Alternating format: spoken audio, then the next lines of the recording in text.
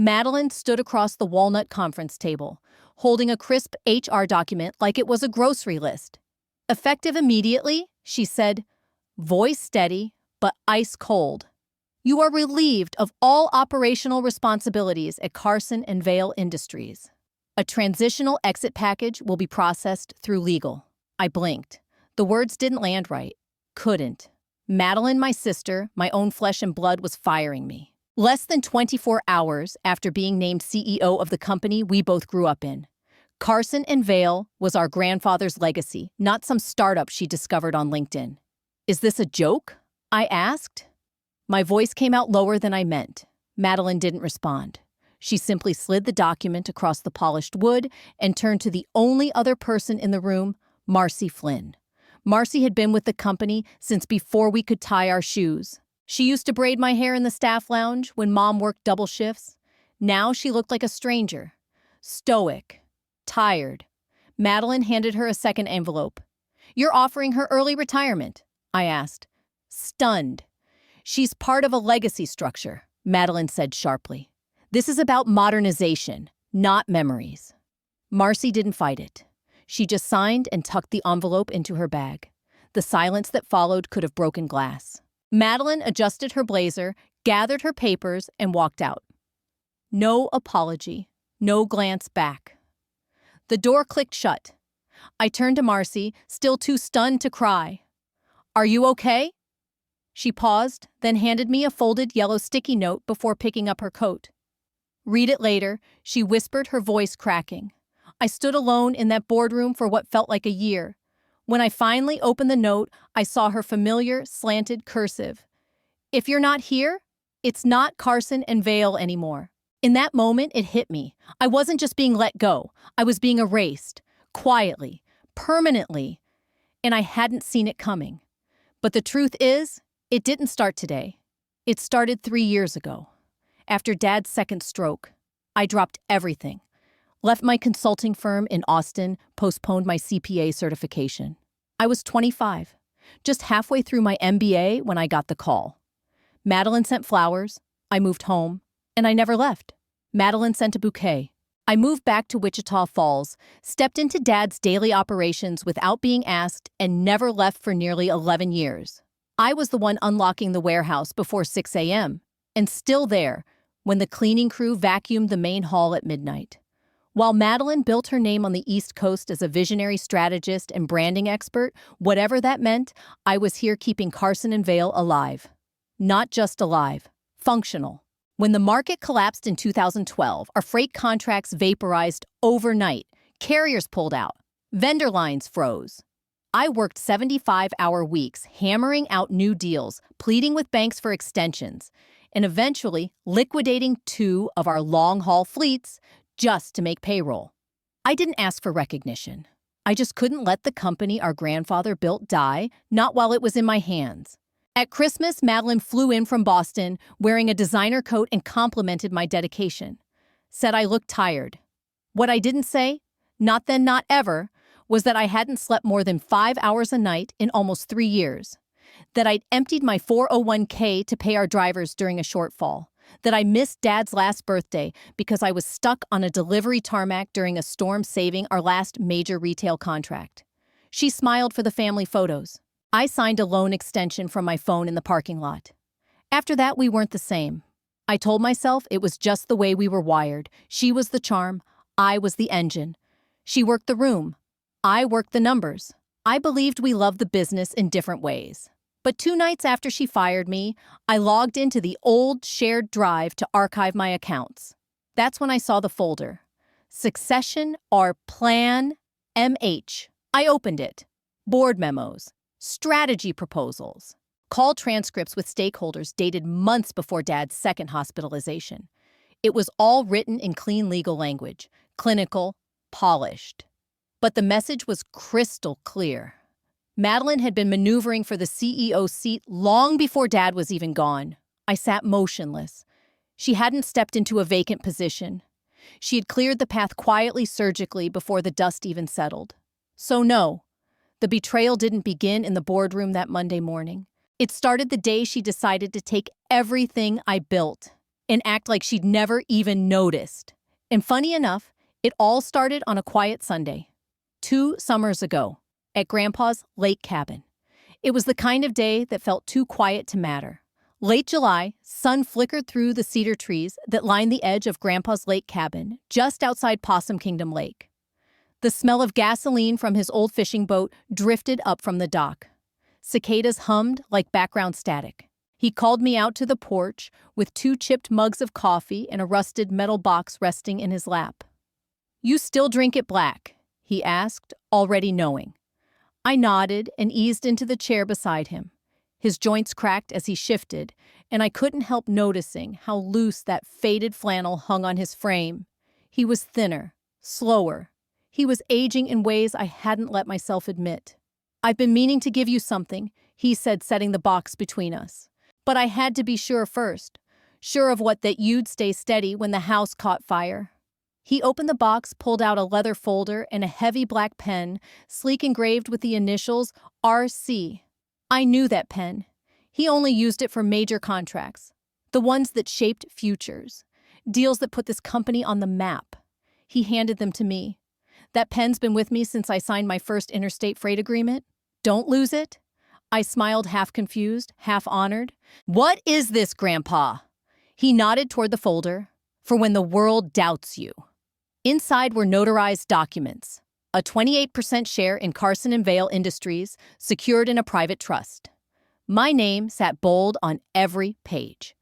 At the bottom, a handwritten clause signed by Grandpa and his attorney stated that if I were ever terminated, without just cause, all voting rights and veto authority would transfer to me immediately.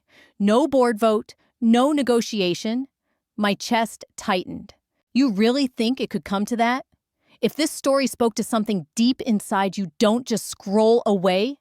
Subscribe to the channel so you're here when the next chapter unfolds. Trust me, what comes next changes everything. He stared out across the lake, quiet. I think people change when power's on the table. Then he turned to me, voice low but clear. And I think Madeline loves the idea of legacy more than the weight of earning it. I looked out over the water, the sun stretching golden across the ripples. I didn't want to believe him. I didn't want to imagine my sister turning on me or the company eating itself alive.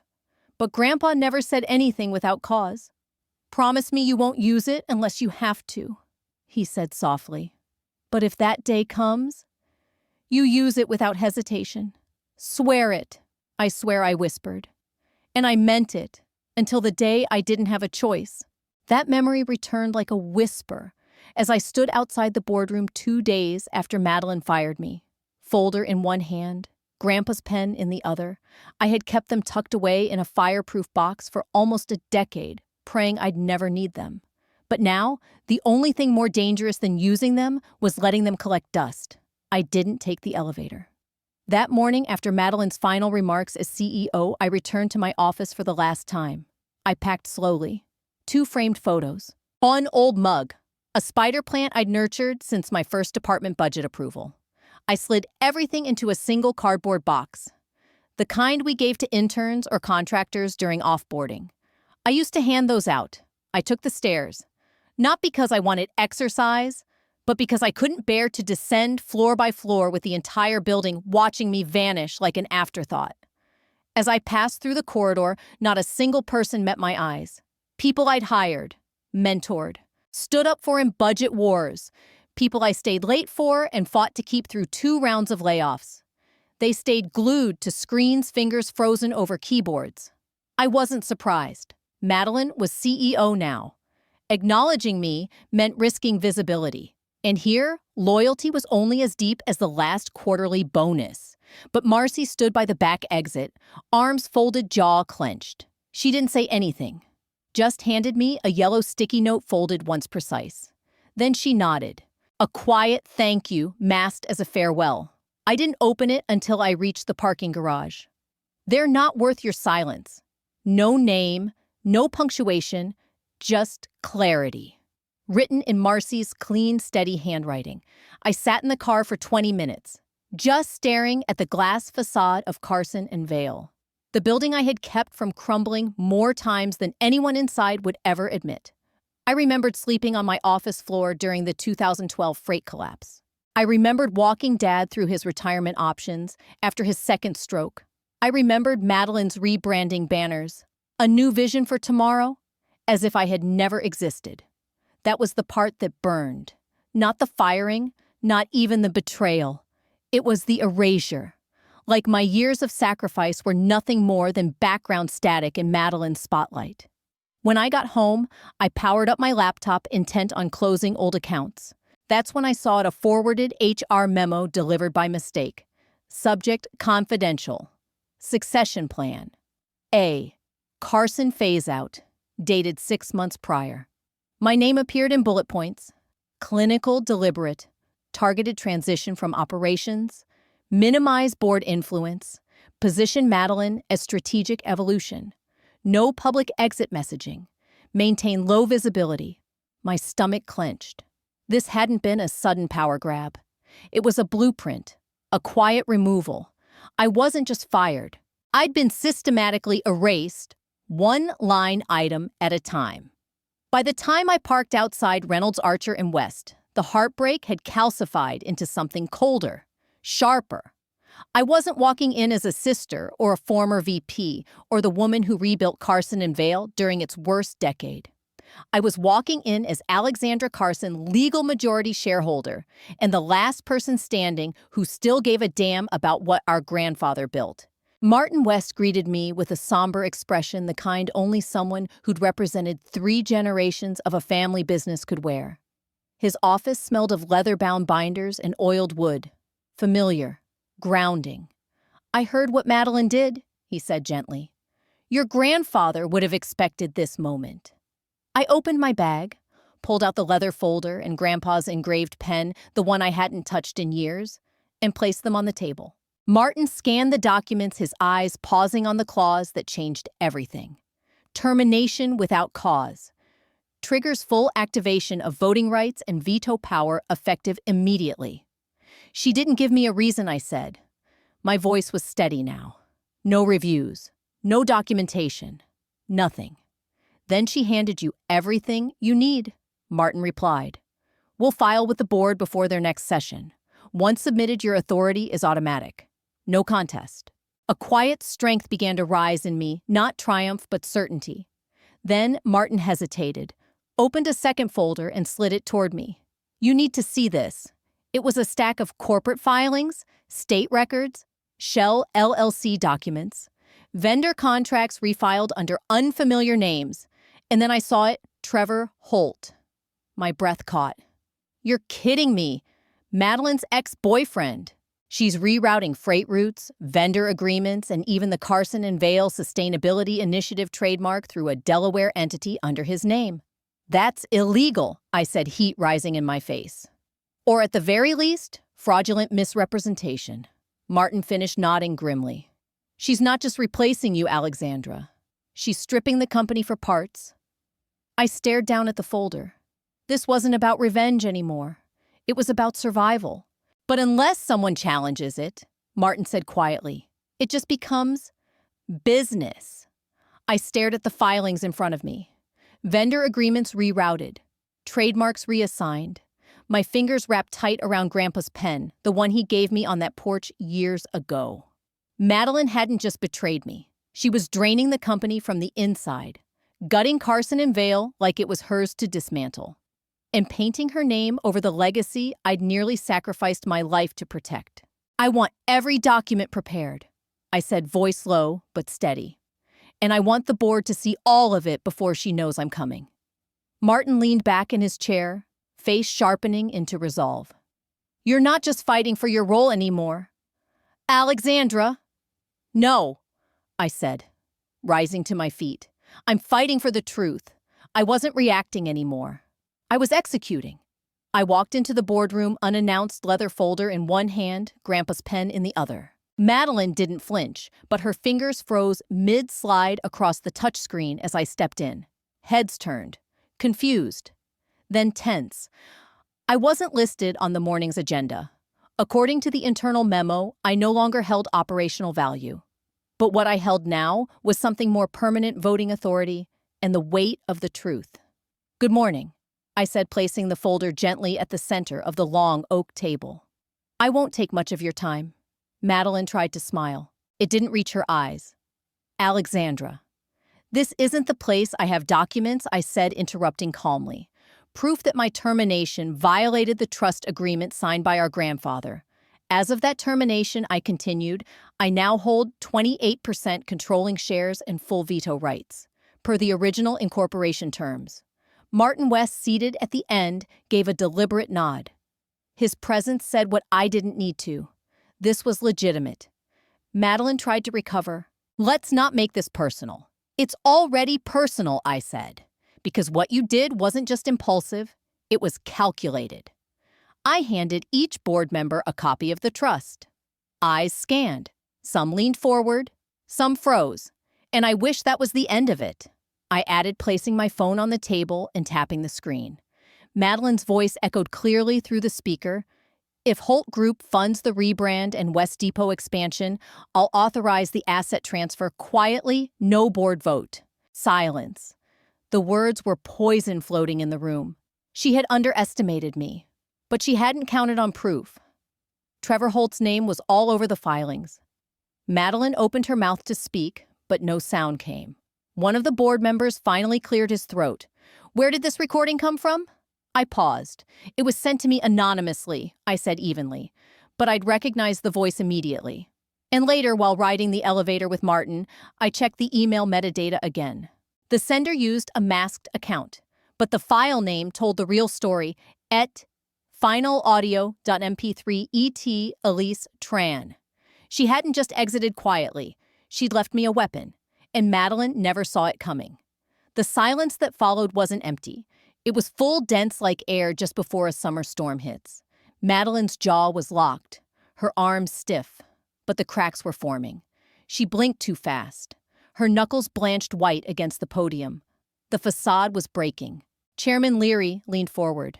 "Miss Carson," he asked, his voice neutral. "Is this true?" Madeline didn't deny it. "Not exactly." "That conversation was taken out of context," she said, working to sound composed. "I was exploring strategic partnerships. Nothing had been finalized." Martin West cleared his throat gently. "Intent doesn't matter here," he said. "The trust agreement is clear. Breach alone is sufficient." "And this," he added, nodding toward the folder, "qualifies." A long beat passed. Then another. And then Paul Redmond, our largest independent investor. A man who had once gone to bat for Madeline's appointment, folded his hands and leaned forward. "I've reviewed the numbers over the last decade," he said, quiet but firm. "Madeline, you've been here less than a year." He turned to me. "Alexandra rebuilt Carson and Vale after the 2012 downturn. She restructured vendor logistics, salvaged our top accounts, and digitized every core operation." His gaze was steady. "She's the reason we're solvent. We follow her." It happened quickly after that. Board members exchanged looks, nods. A motion was raised to reinstate me as interim CEO and to suspend Madeline pending internal audit. I didn't react. I didn't smile. I simply stayed still as the vote began. Heat rushed through my chest, but I kept my face neutral. My hand curled around Grandpa's pen, the one I hadn't used since he signed his last company charter. Madeline's voice cracked the silence. "You planned this," she snapped. Her eyes locked on mine. Voice trembling. "You set this up from the beginning." This entire setup, the firing, the silence, the timing, it was all a trap. Madeline's voice cracked as she stepped forward, eyes locked on mine. "You've been playing the martyr for years, just waiting to strike." I didn't respond. I didn't need to. Her words had already done the damage. Right there in front of the entire board, she exposed the very thing I had always known, but never spoken aloud. Madeline didn't have the temperament, the strategy, or the restraint to lead Carson and Vale. Chairman Leary raised a hand. "That's enough," he said firmly. "This isn't a courtroom, it's a boardroom." But the verdict was already in. The vote passed 7 in favor, 2 abstentions, none opposed. Madeline stood frozen for a single beat. Then, without a word, She turned and walked out, the sound of her heels sharp and hollow as they struck the floor. She didn't look back, just left the room, trailing silence behind her like smoke. And for the first time in weeks, I exhaled, slowly, fully, not because it was over, but because I was finally standing where I had earned the right to be. The signatures were inked, the decision final. Madeline Carson was no longer CEO. There was no applause, no celebration, just stillness. The kind that follows the collapse of something built on illusion. I didn't chase her. I didn't gloat. I simply remained seated, letting the air settle without her in it. An hour later, I stood in front of the executive team. Some looked relieved, others uncertain. All of them waited to see how I'd begin. There won't be any revenge terminations, I said calmly. No dramatic firings, no backroom cleanouts. I paused. But there will be one immediate step. Every financial transfer made in the last 6 months will be independently reviewed and reported to both the board and external auditors. Someone let out a breath they'd been holding. Another nodded quietly. That includes all shell entities' internal promotions without board review and every vendor agreement rerouted through unauthorized channels, I added. We're not here to burn this place down. We're here to repair the cracks before they become fractures. I didn't need to punish Madeline. The truth was already doing that. Later that night, alone in my office, I logged into the company's restricted internal portal, a system I hadn't accessed since the day I was forced out. And what I found there was worse than I expected.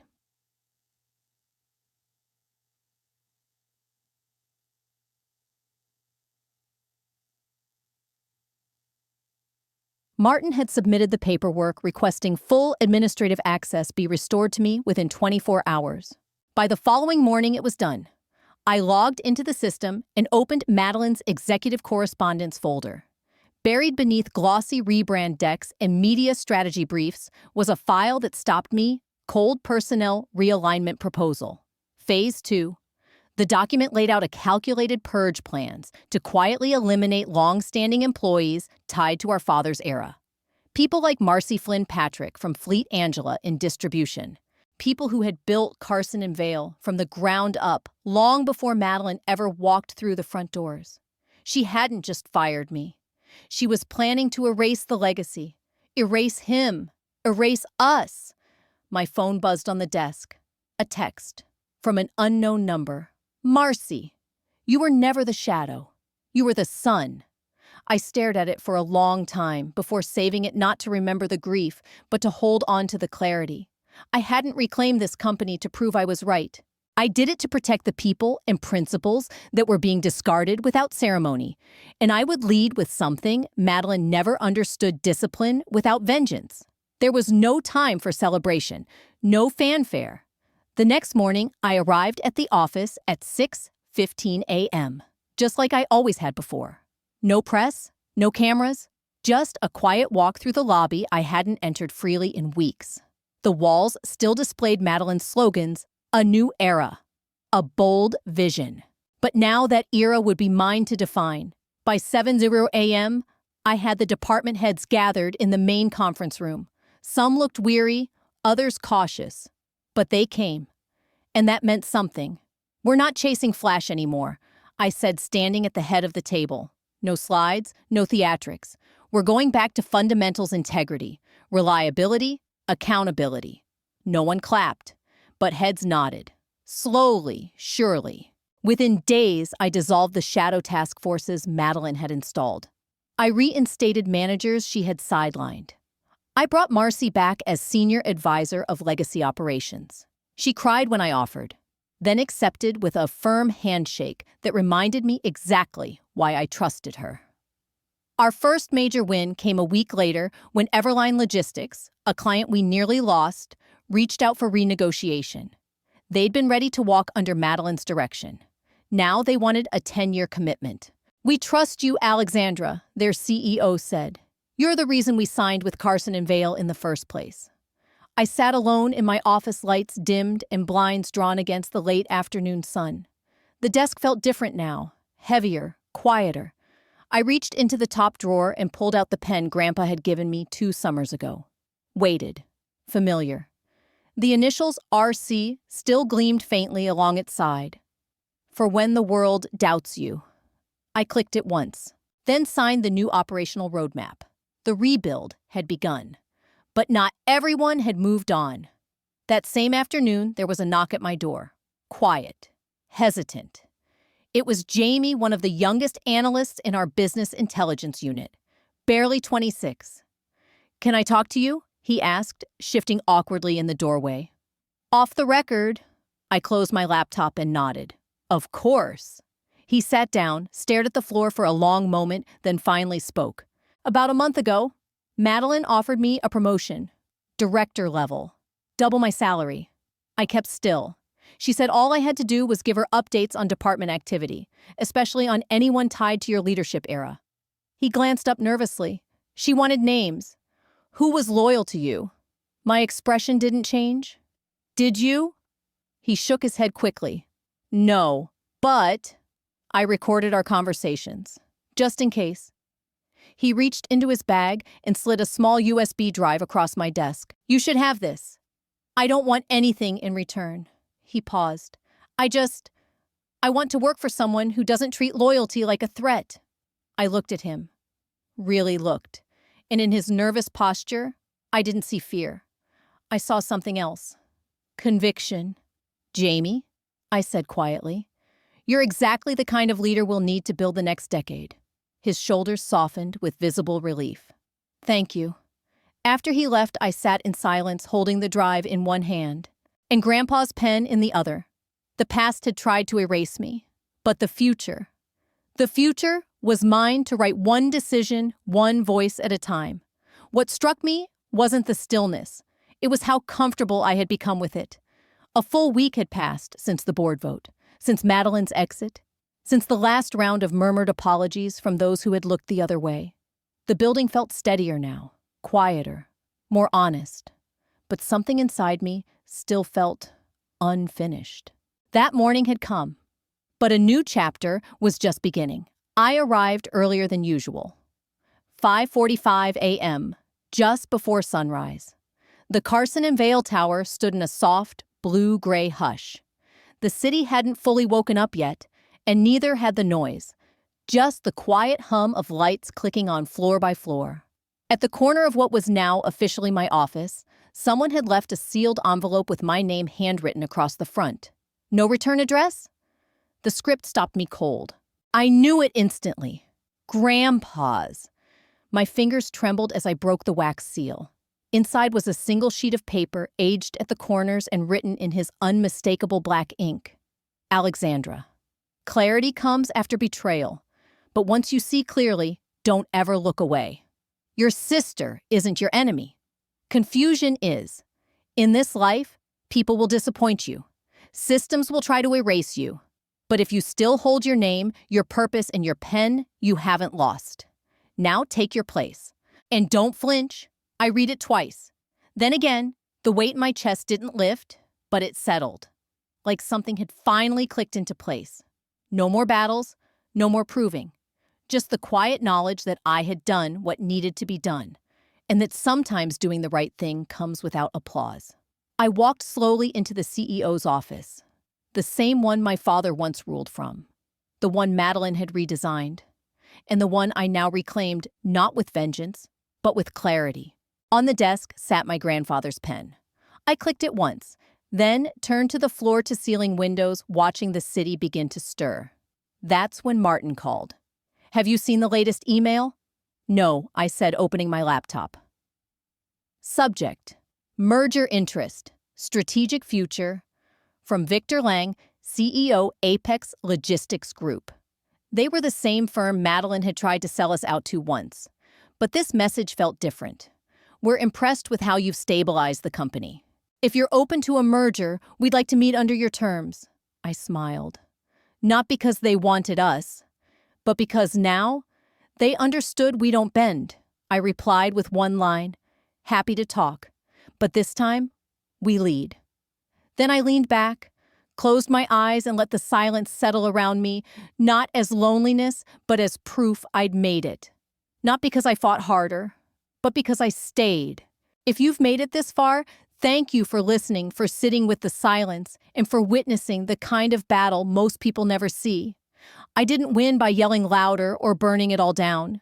I won by standing still when it mattered, by remembering who I was before the world tried to write me out. And if you've ever been there, ever felt erased, overlooked, or told that the seat at the table was no longer yours, I want to hear from you. Tell me in the comments, what did you do? Or what would you do if someone tried to take away everything you built? Let this story be a reminder that loyalty is not weakness, that discipline is louder than rage, and that sometimes the best way to fight back is to lead forward with clarity, not chaos. I didn't come back for applause. I came back for the people who still believe integrity is worth protecting, even when no one's watching. And if that's something you believe in too, then subscribe. Not just for me, but for every person who's ever been told they're replaceable only to rise and prove they were the foundation all along. There's more to come. The story doesn't end here. Hold on to your voice. Lead with your values. And when the world tries to make you small, don't flinch. You're not the shadow. You're the sun.